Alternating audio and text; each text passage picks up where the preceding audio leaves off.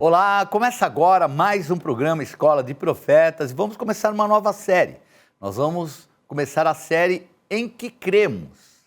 Então vamos falar sobre doutrinas, a maneira que a gente crê, vinculado ao Antigo Testamento, ao Novo Testamento, quer dizer, como nós manifestamos a nossa maneira de crer de forma prática. E hoje nós vamos falar sobre o dízimo. E o dízimo significa entregar a Deus 10%, a 10ª parte de tudo que chega às nossas mãos. Seja dinheiro, colheita, sejam presentes. Quer dizer, o dízimo é o reconhecimento que tudo que nós temos pertence a Deus e veio. E que nós, gratos, vamos administrar tudo isso e, obviamente, Deus vai nos honrar e nos abençoar a provisão. Então, o dízimo é nada mais do que uma consagração que fazemos ao Senhor como demonstração da nossa aliança com Ele, da nossa gratidão, a representação da santificação da parte pelo todo. Porque quando você entrega 1/10, os outros 9/10, os 90%, são consagrados ao Senhor. Vamos ler Malaquias capítulo 3, versículo 10, que diz assim: Trazei todos os dízimos à casa do tesouro, para que haja mantimento na minha casa, e provai-me nisso, diz o Senhor dos Exércitos, se eu não vos abrir as janelas do céu e não derramar sobre vós bênçãos sem medida. Vejam que a manifestação que há no livro de Malaquias sobre trazei é uma palavra no imperativo.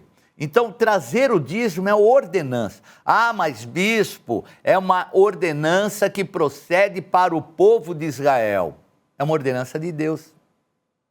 Ah, mas ali está falando diretamente ao povo de Israel? Sem dúvida, mas é uma ordenança de Deus. Depois eu vou trabalhar bem a respeito disso para você entender que o dízimo é algo da antiga aliança, da nova aliança e anterior à aliança de Abraão.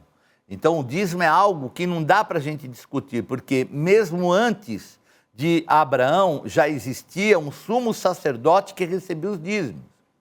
Então, para você ver a importância do dízimo, ela aparece 36 vezes na Bíblia. Então, na nossa versão, eu uso a revista e atualizada, ela tem 36 vezes o aparecer desta palavra, mostrando a importância.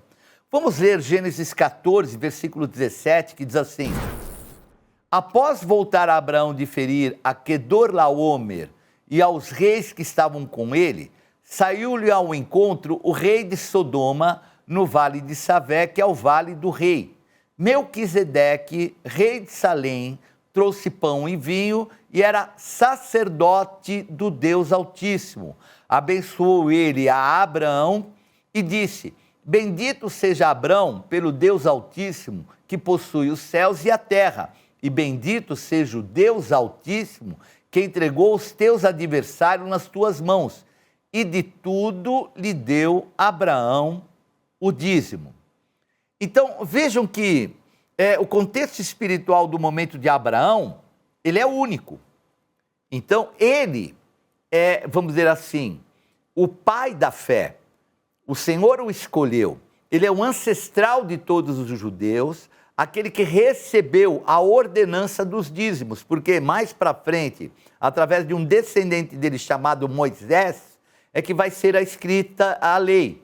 Porém, Abraão, ele vai consagrar ao dízimo a um sacerdote do Altíssimo, que era rei e sacerdote, chamado Melquisedeque, que habitava uma cidade chamada Salém.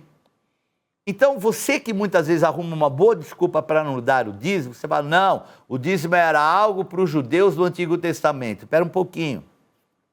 Não existiam judeus.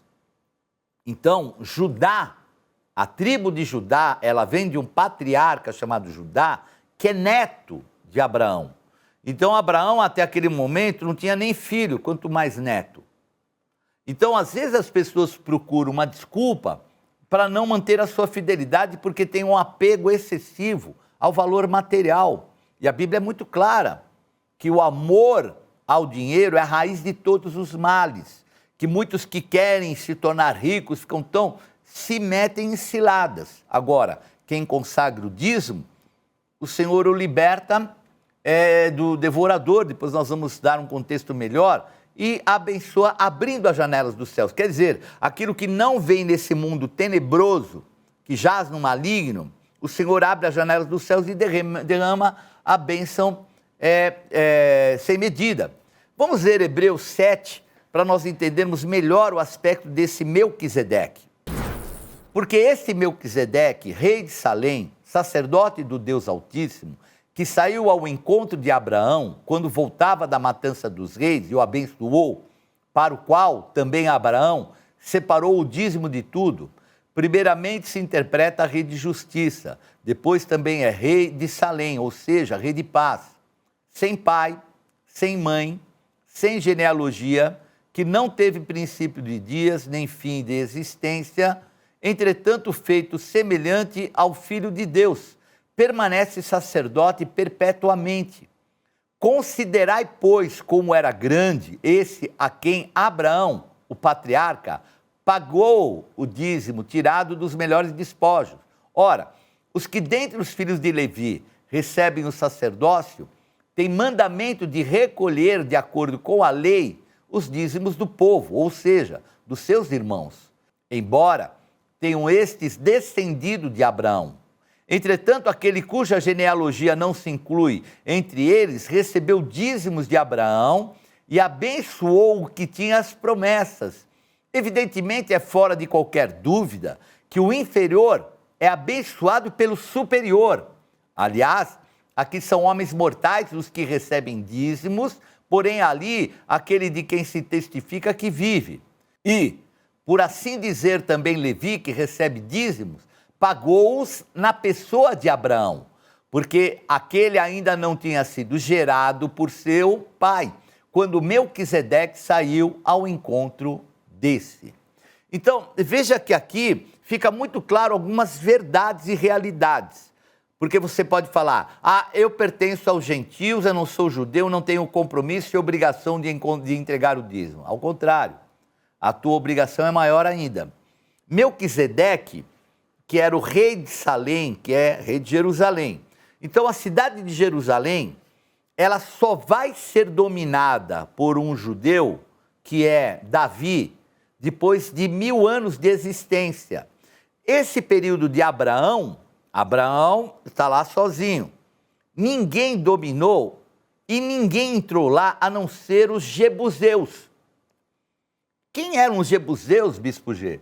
Eram os habitantes da terra de Canaã e principalmente daquela região e da cidade de Jerusalém.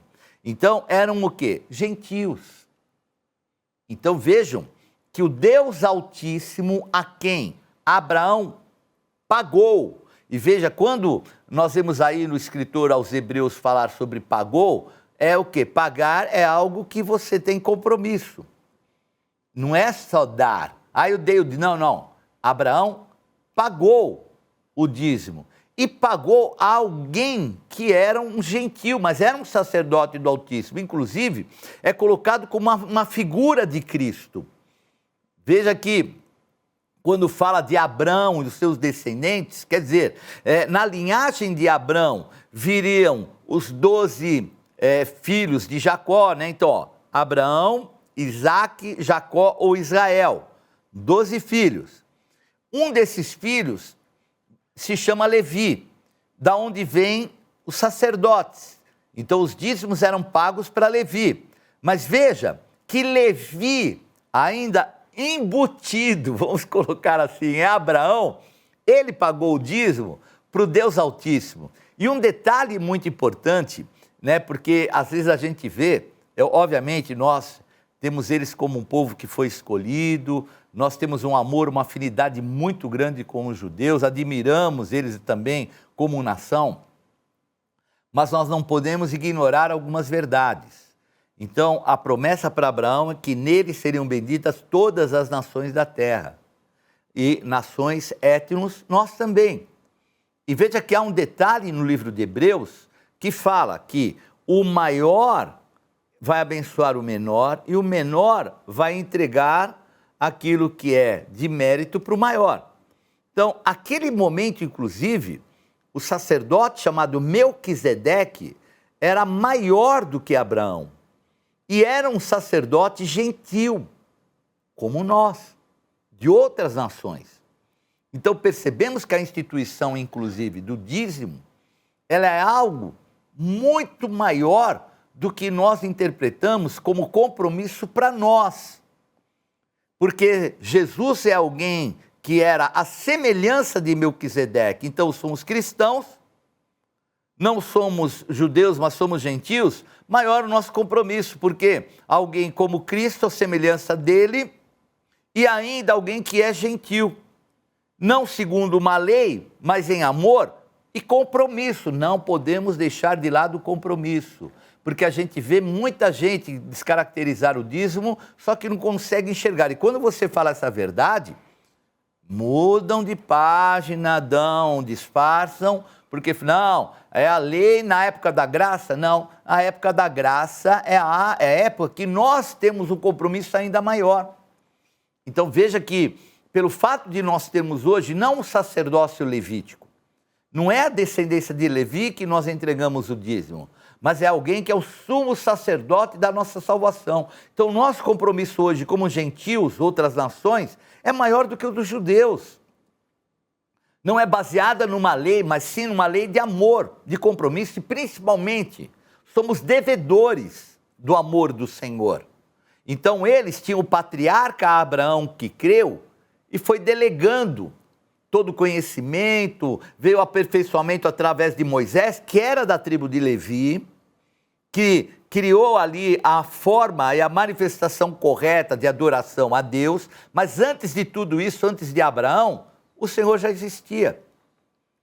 E é muito interessante, inclusive, que o próprio Senhor vai falar para os judeus, antes de Abraão, eu sou. Depois nós vamos detalhar melhor isso, porque o eu sou é a maneira a qual Deus se manifestou para Moisés. O eu sou, o Deus eterno.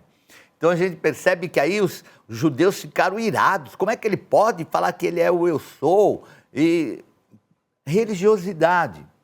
Então nós temos um compromisso maior ainda de entregarmos os nossos dízimos ao Senhor, porque somos devedores do amor.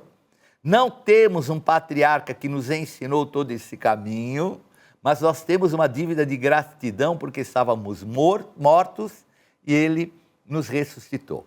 Nós vamos a um pequeno intervalo, depois vamos falar um pouquinho mais a respeito daquilo que nós conhecemos e cremos que é o dízimo.